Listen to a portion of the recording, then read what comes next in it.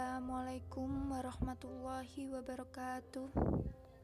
Alhamdulillah, segala puji bagi Allah yang telah memberikan nikmat yang melimpah pada kita semua.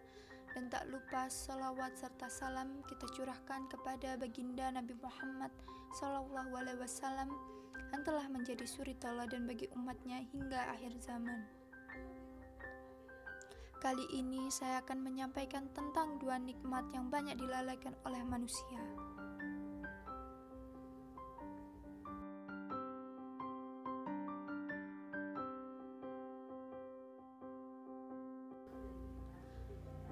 Menghitung nikmat yang telah Allah berikan adalah sebuah pekerjaan yang sulit.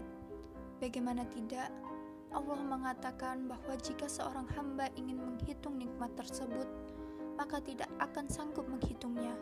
Seperti dalam firman Allah pada Quran Surah An-Nahl ayat 18, Bismillahirrahmanirrahim.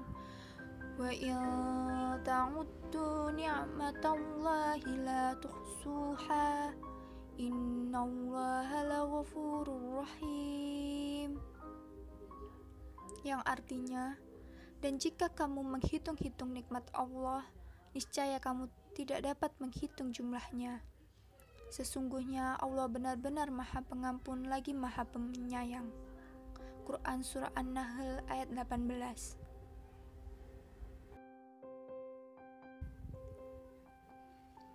Mayoritas manusia banyak tertipu jika Allah berikan nikmat. Padahal nikmat yang diberikan akan dipertanggungjawabkan.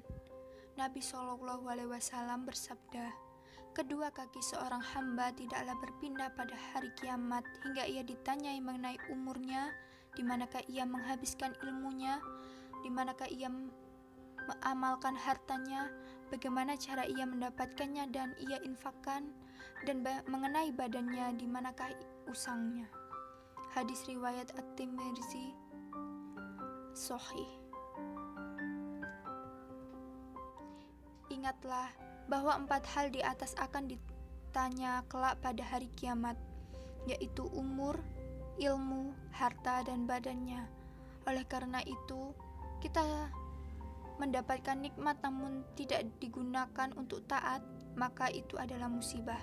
Sebagaimana perkataan Abu Hazim dalam Hiyatul Aulia, setiap nikmat yang tak digunakan untuk taat, maka itu adalah musibah. Di antara sekian banyak nikmat yang telah Allah berikan, ada 2 nikmat yang manusia lalai darinya.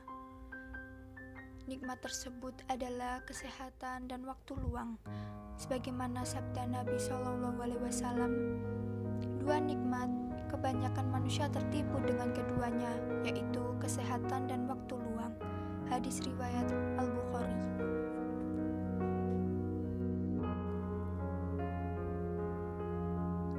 Banyak manusia yang sehat namun tertipu dengan kesehatannya.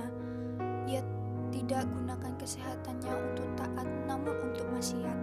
Sementara di luar sana ada sebagian orang yang ingin melakukan ketaatan namun tidak mampu melakukannya dikarenakan sakit yang dia derita. Padahal badan yang sehat akan ditanyakan digunakan untuk apa? Apakah digunakan untuk mendatangi majelis ilmu ataukah mendatangi tempat-tempat maksiat? Barulah ia tersadar ketika terbaring lemah tak berdaya karena sakit, hingga sesal pun tak terelakkan.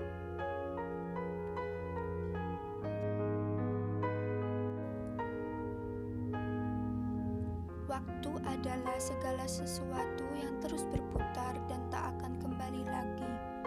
Oleh karena itu, betapa banyak manusia yang tersesali oleh waktu. Waktunya hanya berlalu begitu saja tanpa ada manfaat dan faedahnya. Hidupnya hanya menghabiskan waktu dan menyisakan penyesalan umur. Waktu ibarat pedang bermata dua. Jika digunakan untuk kebaikan, maka baik pula. Sebaliknya, jika digunakan untuk keburukan, maka dampak buruk akan terjadi di kemudian hari.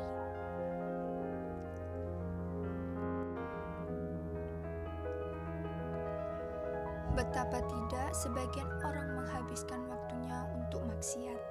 Namun tak kala ia sudah senja, maka ia akan menangisi masa tuanya karena ia tak menghabiskan waktu dan umurnya untuk taat kepada Allah Subhanahu wa taala. Ketahuilah bahwa dua hal di atas adalah nikmat yang patut disyukuri tak kala terkumpul di dalam diri seorang muslim. Karena tak kala seorang itu bersyukur, maka Allah akan tambahkan nikmat tersebut.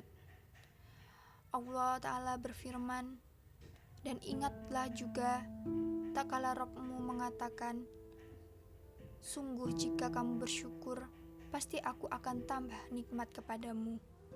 Tapi jika kamu mengingkari nikmatku, maka sesungguhnya azabku sangat pedih. Quran Surah Ibrahim ayat 7.